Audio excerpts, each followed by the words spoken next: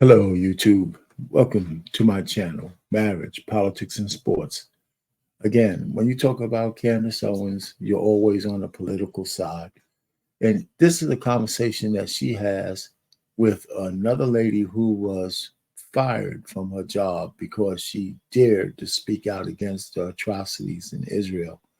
And Candice, we know what happened to her with the Daily Wire. The funny thing is, these ladies are on the opposite ends of the political spectrum. One is more of a liberal. Candace, of course, is a conservative, but they both found equal footing in speaking truth to power, and it cost them their jobs. Uh, but it didn't cost them their lives, and it didn't shut them up. So, and that's a great thing because we can learn a lesson. So, I got a couple of clips from Candace Unleashed to play for you. But first, like, share, and subscribe to my channel. I'm only going to show a little bit of this interview, but these are two sisters that they probably should team up and make their own podcast because they have uh, different views on a lot of different topics. Even though this one they have common ground, but it probably would be real interesting for them to have this kind to have a show where they could debate each other and don't have to apologize for what they say to any cabal or anything out there. So without further ado, I'm going to and play just two snippets of this interview. One, Candace kind of sets the ground. The second part, we hear a little bit from Briahna Joy Gray. And, you know, you guys can go ahead to, I'm going to put the whole interview in the description bar, and you can go back and listen to the whole thing and see how they interact with each other. And I think it would make some good commentary if they don't start to claw each other's eyes out. But, so this was interesting. It's good to have Candace back on the high road or whatever road she's on. So I could pick out nuggets or, to agree with or some to disagree with. But so far, she's her comeback is pretty successful, if you ask me. She's almost up to 2 million subs, and more power to her. And so here we go. Without further ado, we're going to let Candace, in her own words, tell you what's going on. You can take it, and if you agree with her, or if not, put it on the shelf.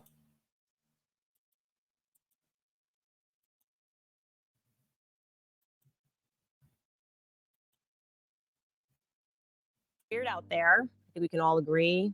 I'm not going to say it, but it seems like our country is being held hostage by Israel. Okay, I'm going to get in so much trouble for that. I don't even care. It's something's cracking. It's catalyzing. The conversation is moving because we are seeing people that are having their entire livelihoods destroyed for critiquing a foreign nation. That is an absurdity. This is an absurdity. Think about this. In 2020, the United States government announced that it was considering banning the Chinese social media platform TikTok. That was upon a request from then President Donald Trump. He viewed TikTok as a national security threat. So he signed an executive order that same year banning TikTok in just 45 days if it was not sold. And guess what happened? That executive order got blocked. The app survived until the app got on the wrong side of Israel. You guys remember this. After October 7th, things on TikTok weren't trending in the pro-Israel way. In fact, it was very much trending in the pro-Palestinian way. And the ADL's John Greenblatt said, yeah, no, this is a problem and we have to deal with it. Let me jog your memory. Here's what he said. Really have a TikTok problem, a Gen Z problem, that our community needs to put the same brains that gave us Taglit, the same brains that gave us all these other amazing innovations, need to put our energy toward this, fast. Because again, we've been chasing this left-right divide. It's the wrong game. The real game is the next generation. Seems like a really nice guy. He just needs to deal with this generational problem that is TikTok. And boy, did he move fast. Yeah, the anti-Semitism bill, which is horrific, made its way through the House and it got passed somehow. Yeah, forget your First Amendment, guys. If you've got something to say about Israel, yeah, you're going to be in big trouble. Forget your First Amendment. If you even accuse someone who is Jewish of having more allegiance to Israel than they do to America, you are going to be in trouble. Forget the First Amendment, you guys. If you have any inclination as a Christian that you have a right to believe in the story of Jesus Christ, that is our doctrine, he's our Lord, he's our Savior, well, you better be very careful if you're going to talk about how the Jews played any sort of role in his persecution. Yeah, because that's what's in the anti-Semitism bill. Being a Christian will pretty much be banned if it gets passed. So yeah, things are pretty strange, and it makes sense when you consider the fact that Thomas Massie, my favorite congressman in the entire world, because he seems to be the only one that will stand up to AIPAC, recently went on Tucker Carlson, and he had this to say. Take a listen. Everybody but me has an AIPAC person. What does that mean, an AIPAC person? It's like your babysitter, your AIPAC babysitter, who is always talking to you for AIPAC. They're probably a constituent in your district, but they are, firmly embedded in AIPAC. And Every member has something like this? I don't know how it works on the Democrat side, but that's how it works on the Republican side. And when they come to DC, you go have lunch with them, and they've got your cell number, and you have conversations with them. So I've had That's absolutely crazy. I've had 4 members of Congress say, I'll talk to my AIPAC person. And it's literally what we call them, my AIPAC guy. I'll talk to my AIPAC guy and see if I can get him to, dial those ads back. I'll talk to my... So listen, I don't know all our politicians have sold us out on both sides of the aisle. And Candice is right on this issue. We don't owe allegiance to any other country but our own. And if they pass this anti-Semite bill, let me tell you, we're going to be back in the litmus test of McCarthyism. They're going to destroy a lot of lives. And it's going to be nowhere for the regular citizens to turn when the ADL and the AIPAC and the Israeli lobbies force the politicians that they have in their back pocket to turn a blind eye to what is absolutely the destruction of the First Amendment of the Constitution. And this is not Donald Trump, even though he would probably be for this as well. But our Congress have failed us, and they're actually traitorous. If they actually pass this bill, as a matter of fact, it's already too late. They are traitors to the United States. That's how I see it. Anyway, let's continue. I'm going to go to the next part. And as a regular citizen, when you can't vote for somebody doing something as diabolical as erasing Christian values, as erasing American freedoms of speech for another country, then our republic is just about over. It's just about over. And none of us can afford that. It's sad. Great America bowing, scraping, and buck breaking to another country. It's just absolute madness. All right, so let's go ahead with some more. Candice Owens is going to talk, and she's going to introduce Briahna Joy Reid. I mean, not Joy Reid. I can't stand that. Joy Gray. And we'll go from there. Briahna Joy Gray. You heard what she had to say, obviously speaking to a victim's sister. I thought she sounded compassionate. I didn't see the interview before I read the headlines. The headline that I saw reads, this is from the Daily Mail, Briahna Joy Gray is fired after her shocking response to sister of Hamas hostage. So I was like, wow, what did Briahna say? She must have just been off the rails crazy. It's not what I got.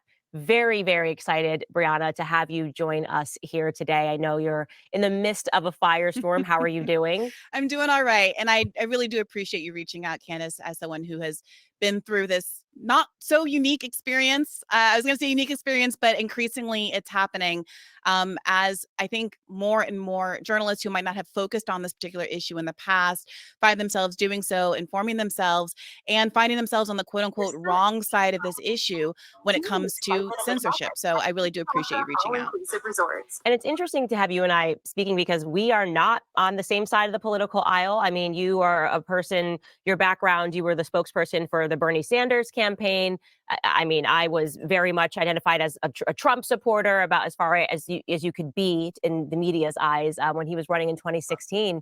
And yet we do find ourselves allied in the belief that people in America should be able to criticize the actions of foreign governments without having their entire livelihoods risked. This is not normal.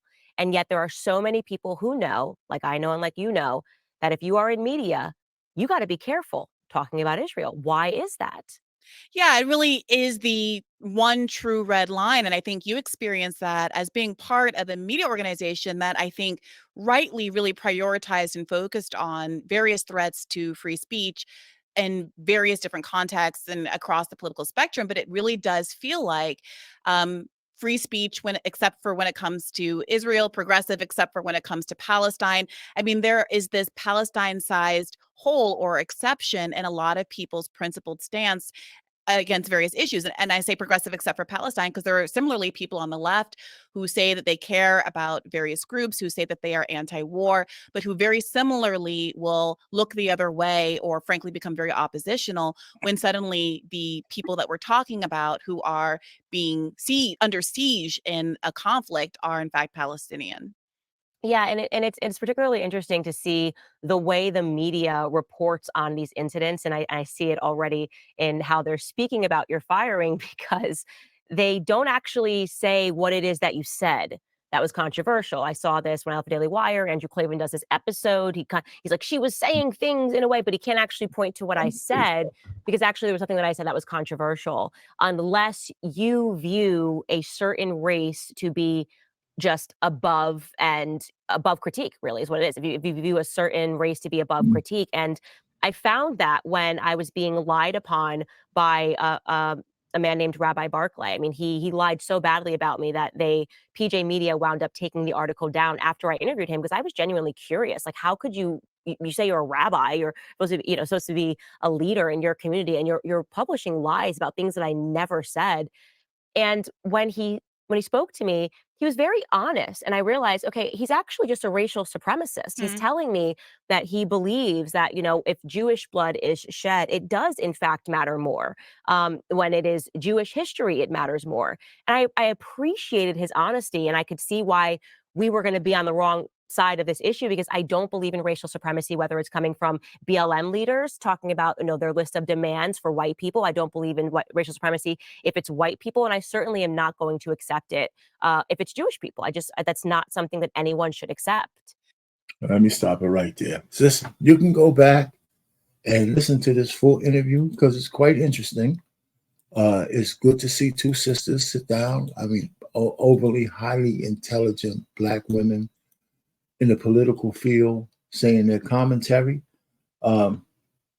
It's refreshing because they're both having a conversation is unemotional and it's to the point, and they've both been wronged, but they're both now untethered. And I know it's scary sometimes to be untethered, but they're untethered now. They're both on their own. They can say what they want to say. They can, as long as they're not committing a crime. And let me tell you, one thing that Candice didn't talk about, this anti-Semitism bill is a bane on American society. And our